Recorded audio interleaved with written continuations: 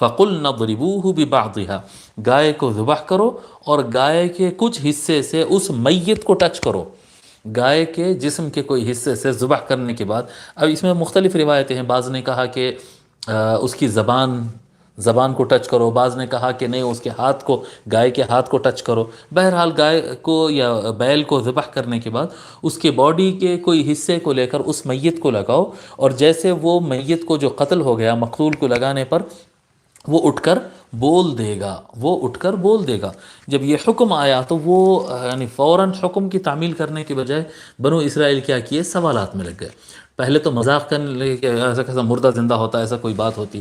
اللہ جی یہ کون بنو اسرائیل؟ یعنی آج ہم اگر اعتراض کریں اس طرح سے تو پھر بھی کسی حد تک بات یعنی عقل میں آتی ہے کہ بھئی چلو ان کو کچھ نہیں پتہ، لیکن بنو اسرائیل تو اس حالت میں اعتراض کیے جبکہ انہوں نے حضرت موسیٰ علیہ السلام کو چھڑی سے سمندر میں مارتے ہوئے اور سمندر جو ہے دریا کو ہٹتے ہوئے انہوں نے دیکھا ہے اپنے آنکھوں سے۔ جی پتھر پہ حضرت موسیٰ علیہ السلام نے اپنا عصا لگایا تو اس میں سے 12 چشمے پھوٹے اور سب پانی پیے، انہوں نے اپنے آنکھوں سے دیکھا۔ چمتکار کو، کرامت کو اور معجزوں کو یہ دیکھی ہوئی قوم تھی، لیکن انکار کر رہی تھی، تو اس یعنی یہ بہت بڑا گناہ تھا ان کا، انہوں نے مذاق میں لیا۔ پھر اس کے بعد جب سیریس ہوئے تو سوالات کرتے چلے گئے، یہاں تک کہ جو ہے ان کے اوپر قید لگتی چلے گئی۔ بہرحال جیسا بھی ہوا، وہ یتیم کے پاس وہ کیا کہتے ہیں مطلوبہ گائے ملتی ہے یا بیل ملتا ہے تو وہ اس کو خریدتے ہیں بہت بڑی قیمت میں اور اس کو ذبح کرتے ہیں۔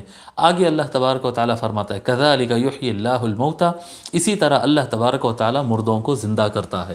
اللہ تبارک و تعالیٰ یہاں پر ایک واسطے سے یعنی گائے کے جسم کے ایک حصے سے ٹچ کرنے سے ایک مردے کو زندہ کر کے بتا دیا۔ روایت میں آتا ہے، امام نصفی رحمۃ اللہ علیہ فرماتے ہیں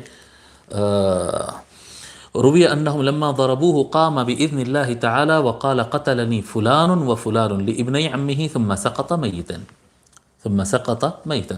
روایت میں آتا ہے کہ جب وہ جسم کا ٹکڑا گائے کا یا بیل کے جسم کا ٹکڑا اس کو لگائے میت کو تو اللہ تعالیٰ کے حکم سے فوراً میت جو ہے اٹھ کر بیٹھ گئی۔ وقال قتلنی فلان و فلان، اور اس نے وہ میت نے زندہ ہو گئے اور کہا کہ مجھے فلاں اور فلاں شخص نے میرا قتل کیا ہے، اپنے چچا زاد بھائیوں کی طرف بتا دیا۔ ثم سقط میتا، اور اس کے بعد دوبارہ اس کی روح چلے گئی اور وہ مر کر لیٹ گیا، گر گیا۔ فاخذا وقتلا، اور وہ دونوں کو پھر پکڑ کر لایا گیا کہ تم دونوں ہیں قاتل، اور ان کو کیا کہتے ہیں ذبح، ان کو سزائے موت دے دی گئی۔ اللہ تبارک و تعالیٰ فرماتا ہے كَذَلِكَ يُحْيِي اللَّهُ الْمَوْتَى، اسی طرح اللہ تبارک و تعالیٰ مردوں کو زندہ کرتا ہے۔ اللہ تبارک و تعالیٰ اس زمین کے اوپر ایک واسطے سے گائے کے جسم کے حصے سے زندگی دے کر ایک بتا دیا کہ دیکھو ہم مردوں کو زندہ کر سکتے ہیں۔ وَيُرِيكُمْ آيَاتِهِ لَعَلَّكُمْ تَعْقِلُونَ، اور اسی طرح اللہ تبارک و تعالیٰ اپنے نشانیاں دیتا ہے تاکہ تم سمجھ والے بن جاؤ، تاکہ تم عقل والے بن جاؤ۔ اب اس کے اندر 3 حکمتیں حضرت بحر العلوم رحمۃ اللہ علیہ بیان فرماتے ہیں کہ گائے کو ذبح کرانے میں کیا تھا، کوئی دوسرا ذریعہ اختیار کر لیتے ہیں، کیا وجہ تھی اس کی؟ تو فرماتے ہیں اس میں 3 باتیں ہیں، یہ اس واقعے کے اندر 3 باتیں بیان کی جاتی ہیں۔ پہلی بات یہ بیان کی جاتی ہے کہ بنو اسرائیل نے گوسالہ پرستی کی تھی، جی گائے کی انہوں نے پوجا کیا تھا، یوں ان کا معبود ذبح کروایا گیا۔ اللہ تبارک و تعالیٰ نے ان کے معاملات کو درست کرنے کے لیے فرمایا کہ اب اس کو ذبح کرو، تم اس کو تو خدا بنا بیٹھے تھے نا، تم خدا بنا بیٹھے تھے اس کو، تو ٹھیک ہے اللہ تبارک و تعالیٰ چاہا تو اونٹ سے بھی یہ کام کروا سکتا تھا، بکرے سے بھی کروا سکتا، لیکن ان کو گائے بیل کے ذریعے جس کی تم پوجا کیے تھے اسی کے ذریعے تم کو تمہاری عقل واپس آ جائے، اس لیے ان کے ہاتھوں ہی اس کو ذبح کروایا، نمبر 1۔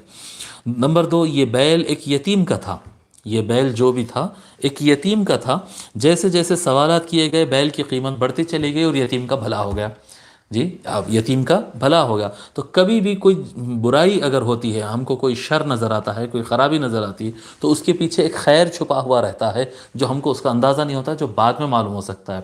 اللہ تبارک و تعالی علیم بھی ہے، حکیم بھی ہے، علم بھی رکھنے والا ہے، حکمت بھی رکھنے والا ہے۔